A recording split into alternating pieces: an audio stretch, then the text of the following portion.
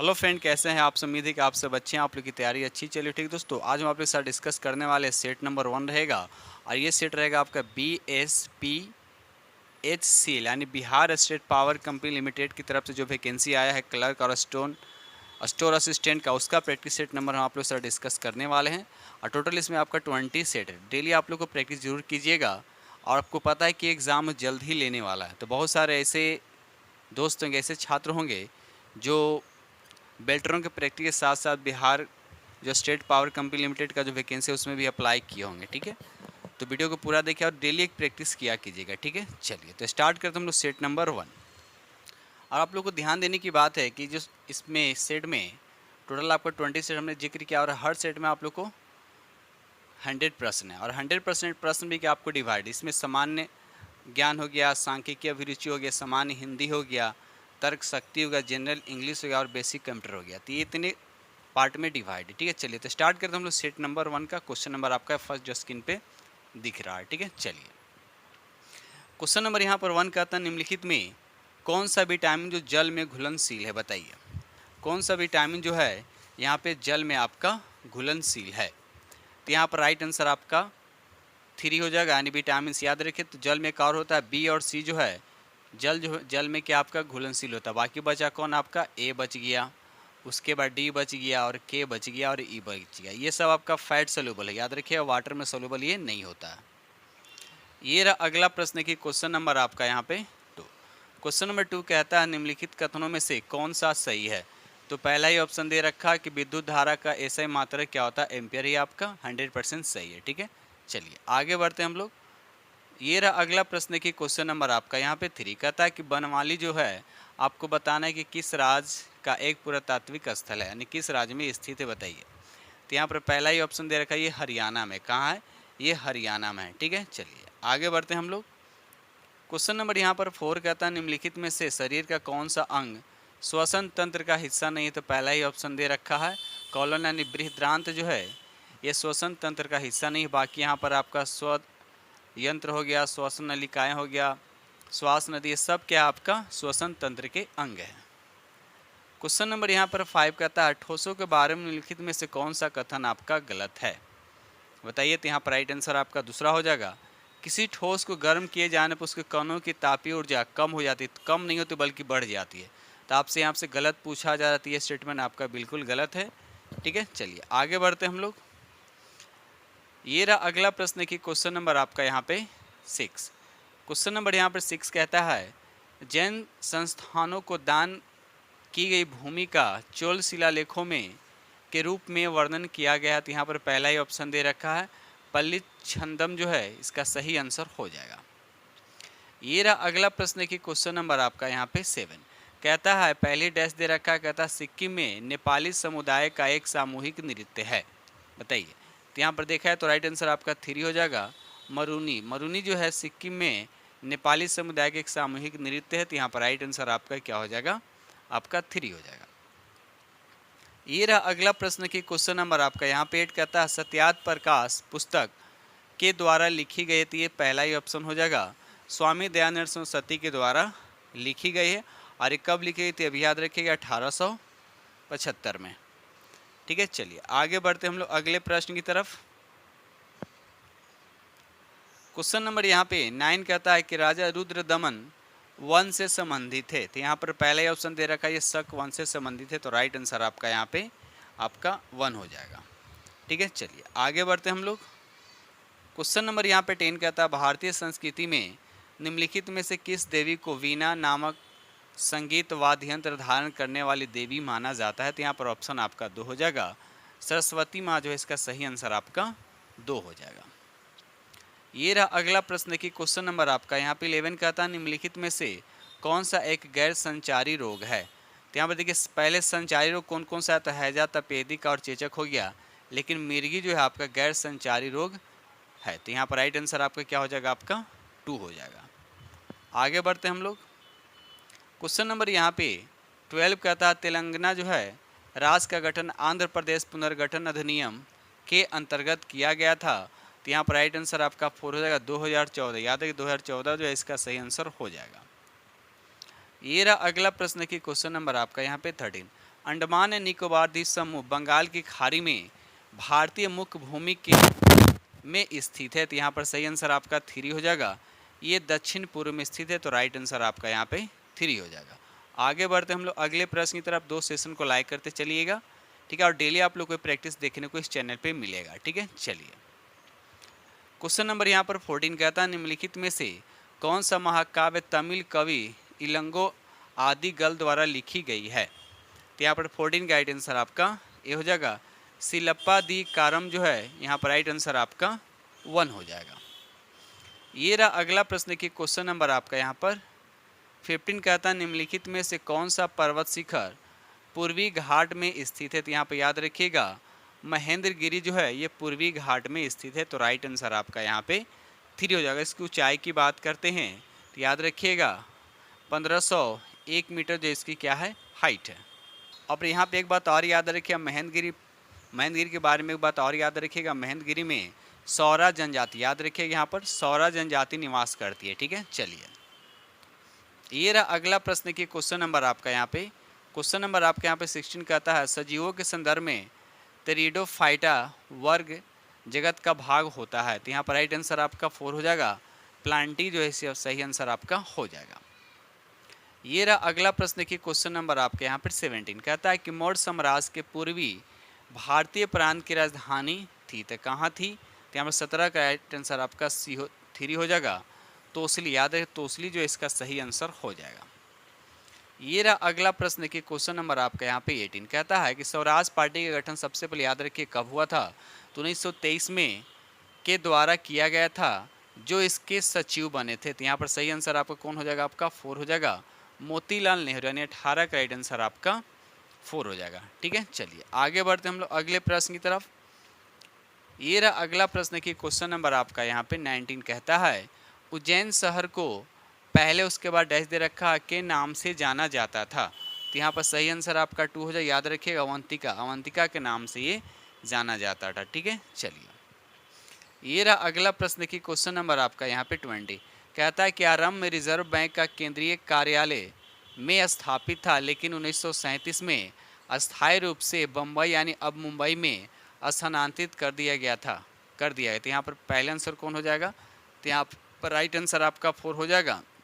कलकत्ता था पहले, लेकिन अब हो गया है मुंबई, ठीक है। चलिए आगे बढ़ते हम लोग अगले प्रश्न की तरफ।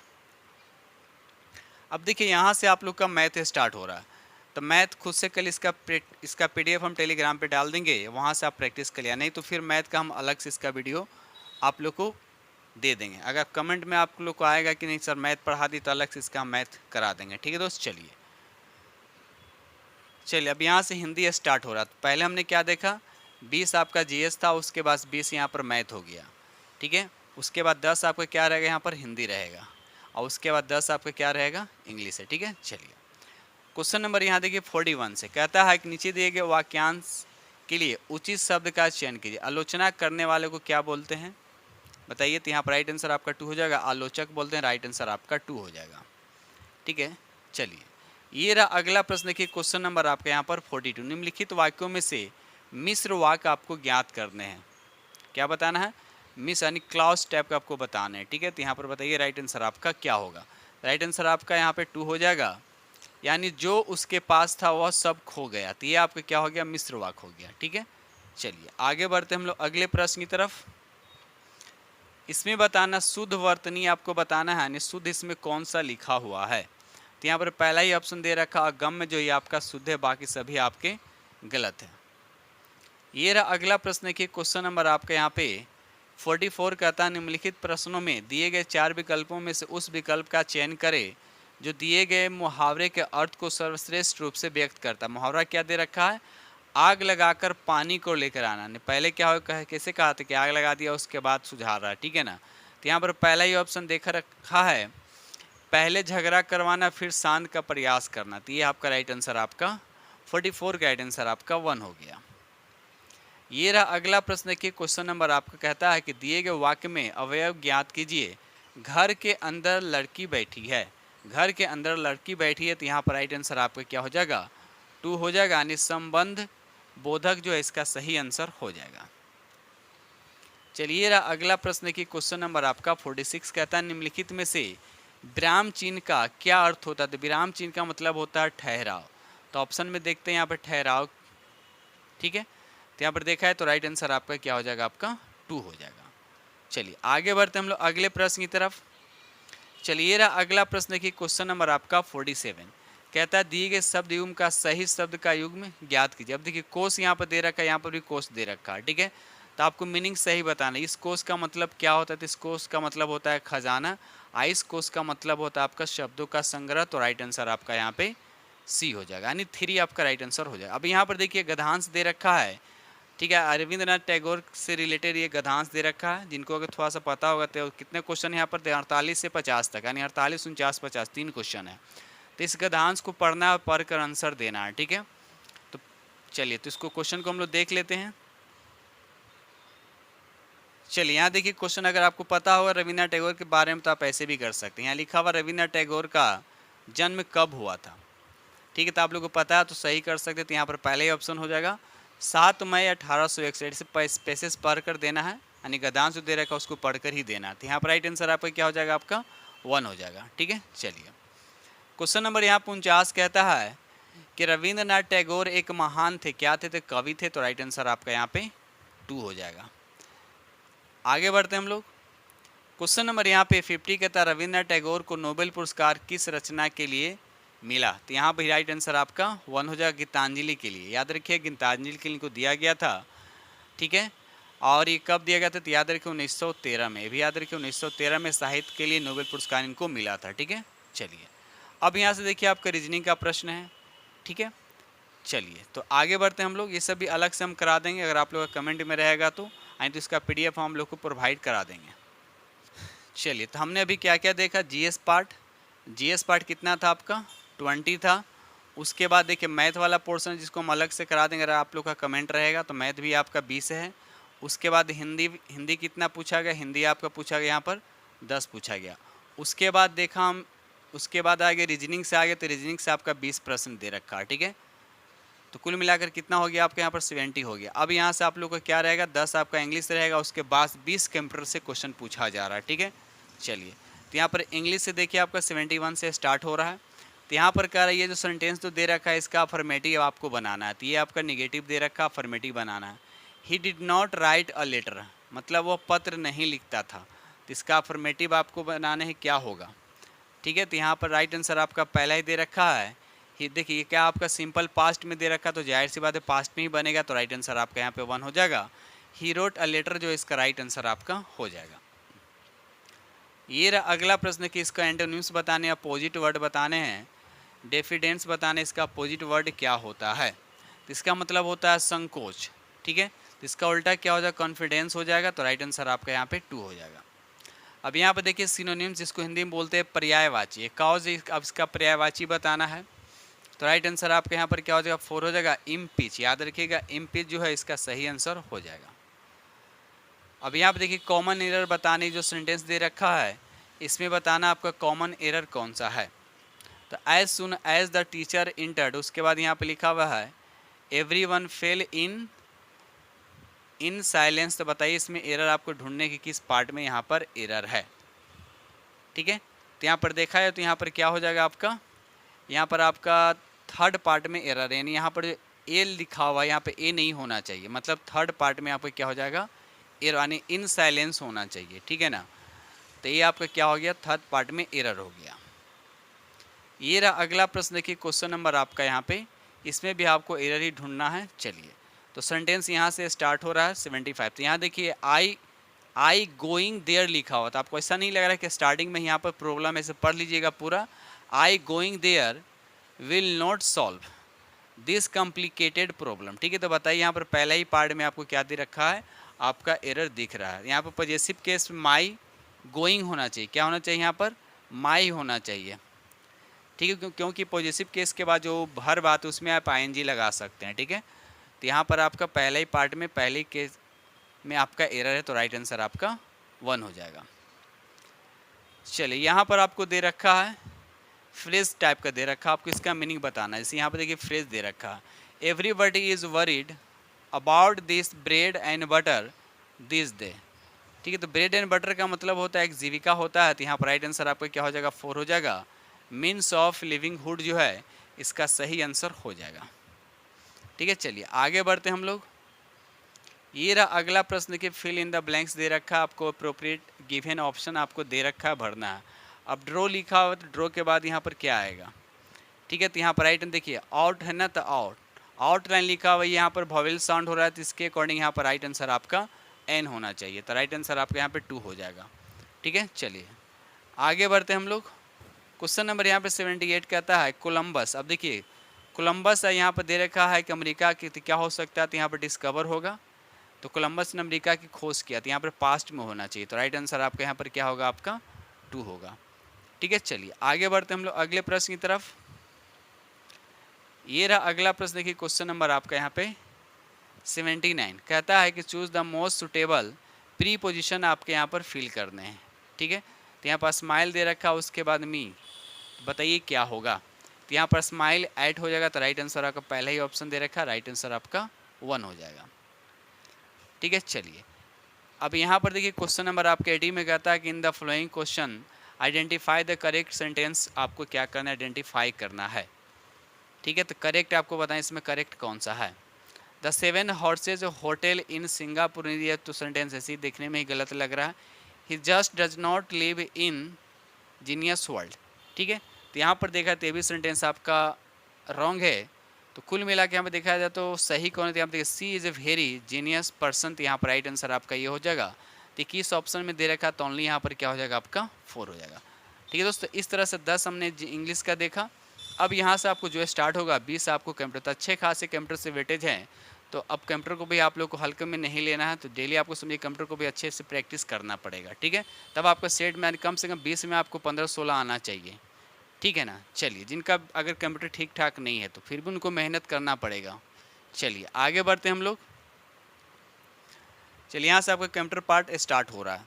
क्वेश्चन नंबर आपका 81 कहता है कि दिए गए फोल्डरों में अप्रेषित मेल को फोल्डर में स्टोर किया जाता है, बताइए। तो यहाँ पर राइट आंसर आपका क्या होगा, तो राइट आंसर आपके यहाँ पर हो जाएगा, उसको बोलते हैं ड्राफ्ट, तो राइट आंसर आपका यहाँ पे डी हो जाएगा, यानी 4 हो जाएगा।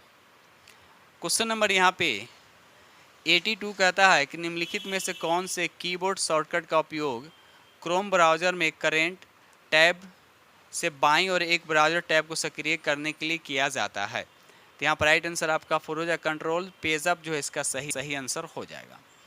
ठीक है, क्वेश्चन नंबर यहाँ पे 83 कहता है सफारी एक वेब ब्राउज़र सॉफ्टवेयर है जिसे डैश दे रखा के द्वारा विकसित किया गया है। तो यहाँ पर 83 का आपको बताना है कि 83 का राइट आंसर आपका क्या होगा। तो याद रखिएगा एप्पल, याद रखिएगा एप्पल इसको विकसित किया, तो राइट आंसर आपका यहाँ पे 3 हो जाएगा। ठीक है, चलिए आगे बढ़ते हम लोग अगले प्रश्न की तरफ। क्वेश्चन नंबर यहाँ पे 84 कहता है कि MS एक्सेल 2010 की एक वर्कशीट को ध्यान से पढ़े और उसके अनुसार निम्नलिखित प्रश्नों के लिए सबसे उपयुक्त विकल्प आपको क्या करना है, चुनना है। तो 84 का राइट आंसर आपको बताना है। तो 84 का राइट आंसर आपका यहाँ पर क्या हो जाएगा, चलिए तो यहाँ पर देखा है तो ऑप्शन यहाँ पर 84 का राइट आंसर आपके यहाँ पर क्या हो जाएगा, 4 हो जाएगा। ठीक है, चलिए आगे बढ़ते हम लोग अगले प्रश्न की तरफ। क्वेश्चन नंबर यहाँ 85 का था कि MS एक्सेल 2010 में विशिष्ट मानदंडों के साथ एक रेंज में सेल्स की संख्या की गणना का उपयोग करके की जा सकती है। 35 का राइट आंसर आपको यहाँ बताना है। 35 का राइट आंसर आपका 4 हो जाएगा, काउंट IF जो है इसका सही आंसर हो जाएगा। ये रहा अगला प्रश्न की क्वेश्चन नंबर आपका यहाँ पे 86 का था MS एक्सेल 2010 में उसके बाद डैश दे रखा है का उपयोग शीट के भीतर टेक्स्ट को प्रतिस्थापित यानी रिप्लेस करने के लिए किया जाता है। 36 का राइट आंसर आपका यहाँ पे 2 हो जाने, कंट्रोल प्लस H जो इसका सही आंसर हो जाएगा।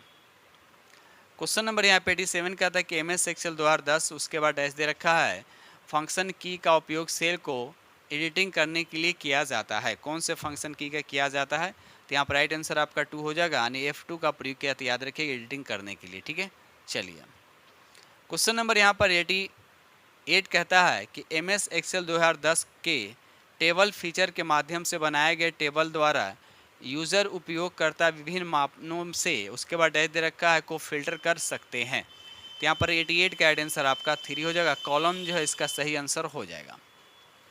क्वेश्चन नंबर यहाँ पे 89 कहता है कि MS एक्सेल 2010 एप्लीकेशन में अधिकतम जूम प्रतिशत कितनी होती है? तो याद रखिएगा 400% होता है, तो राइट आंसर आपका 1 हो जाएगा।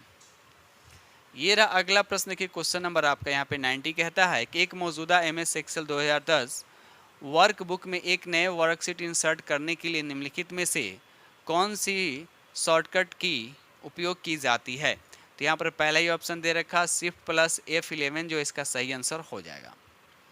ये रहा अगला प्रश्न की क्वेश्चन नंबर आपका 91, निम्नलिखित में से कौन सा कीबोर्ड शॉर्टकट MS वर्ड में फाइंड और रिप्लेस डायलॉग बॉक्स खोलता है? तो यहाँ पर 91 का राइट आंसर आपका 4 हो जाएगा। Ctrl+H जो है इसका राइट आंसर आपका 4 हो जाएगा। आगे बढ़ते हम लोग अगले प्रश्न की तरफ। ये रहा अगला प्रश्न की क्वेश्चन नंबर आपका यहाँ पे 92 कहता है इंटरनेट के संदर्भ में FTP का पूर्ण रूप क्या है? बताइए। तो यहाँ पर पहला ही ऑप्शन दे रखा है फाइल ट्रांसफर प्रोटोकॉल जो है इसका राइट आंसर हो जाएगा। ये रहा अगला प्रश्न की क्वेश्चन नंबर आपका यहाँ पे 93 कहता है निम्नलिखित MS एक्सेल सूत्र का परिणाम क्या होगा? तो यहाँ पर 93 का राइट आंसर आपका 3 हो जाएगा, यानी 1 जो इसका सही आंसर हो जाएगा। ये रहा अगला प्रश्न देखिए क्वेश्चन नंबर आपके यहाँ पे 94 कहता है MS एक्सेल वर्कशीट का निम्नलिखित में कौन सा घटक चयनित सेल की सामग्री को प्रदर्शित करता है? तो यहाँ पर 94 का राइट आंसर आपका 1 हो जाएगी, फार्मूला बार राइट आंसर आपका 1 हो जाएगा। ये रहा अगला प्रश्न के क्वेश्चन नंबर आपके यहाँ पे 95 कहता है निम्नलिखित में से कौन सा MS वर्ड में कट या कॉपी किए गए टेक्स्ट को संग्रहित करता है? तो 95 का राइट आंसर आपका 1 ही हो जाएगा, यानी क्लिप बोर्ड याद रखिए राइट आंसर आपका 1 हो जाएगा।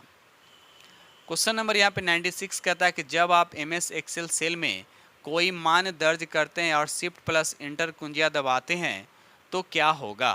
तो यहाँ पर 96 का राइट आंसर आपका 1 हो जाएगा। कर्सर ऊपरी सेल में चला जाएगा तो राइट आंसर आपका यहाँ पे 1 होगा। ये रहा अगला प्रश्न की क्वेश्चन नंबर आपका 97, MS वर्ड की एक टेबल में कितने कॉलम हो सकते हैं? तो यहाँ पर पहला ऑप्शन हो जाएगा सिर्फ एक कॉलम हो सकते हैं, तो राइट आंसर आपका 1 हो जाएगा। ठीक है, चलिए आगे बढ़ते हैं हम लोग। क्वेश्चन नंबर यहाँ पे 98 कहता है कि सभी एक्सेल फंक्शन फार्मूला टैब के तहत उसके बाद डैश दे रखा में संग्रहित किए जाते हैं। तो 98 का राइट आंसर आपका 2 हो जाएगा, यानी फंक्शन लाइब्रेरी में, तो राइट आंसर आपका 2 होगा। आगे बढ़ते हम लोग अगले प्रश्न की तरफ। ये रहा अगला प्रश्न की क्वेश्चन नंबर आपका यहाँ पे 99 कहता है कि हाई स्पीड इंटरनेट एक्सेस प्रदान करता है, बताइए। तो यहाँ पर राइट आंसर आपका 3 हो जाएगा। ब्रॉडबैंड जो है इसका सही आंसर हो जाएगा। नंबर यहाँ पे 100 कहता है निम्नलिखित में कौन सा कथन सत्य है, असत्य बताना आपको, यानी फॉल्स, इसमें गलत कौन है? तो पहला दे रखा कि MS वर्ड में एक टेबल में एक सेल भी हो सकता है, तो ये तो सही है। दूसरा स्टेटमेंट कहता है कि MS वर्ड में टेक्स्ट का फॉन्ट साइज 8 से कम नहीं हो सकता, ये गलत है। तो आपसे पूछा है कि गलत, तो दूसरा गलत है, दूसरा किस ऑप्शन में? तो यहाँ पर राइट आंसर आपका 3 हो गया। ठीक है दोस्तों, इससे हमने आप लोग के साथ सेट नंबर 1 आप लोग के साथ कंप्लीट कराया हूँ। ठीक है दोस्तों, आप लोग को पता है कि डेली इस चैनल पे आप लोग को सेट देखने को सुबह को 7 बजे डेली आप लोग को देखने को मिलेगा। ठीक है, और ये जो प्रैक्टिस सेट जो है आपका कॉरेस्पॉन्डिंग क्लर्क एवं स्टोर असिस्टेंट के लिए है। ठीक है, तो डेली आप लोग प्रैक्टिस क्या करें और डेली आप लोग को सुबह को 7 में मिलेगा। ठीक दोस्तों, इसी के साथ हम वीडियो करते हैं समाप्त और मिलते हैं अगले वीडियो में। तब तक के लिए थैंक यू वेरी मच।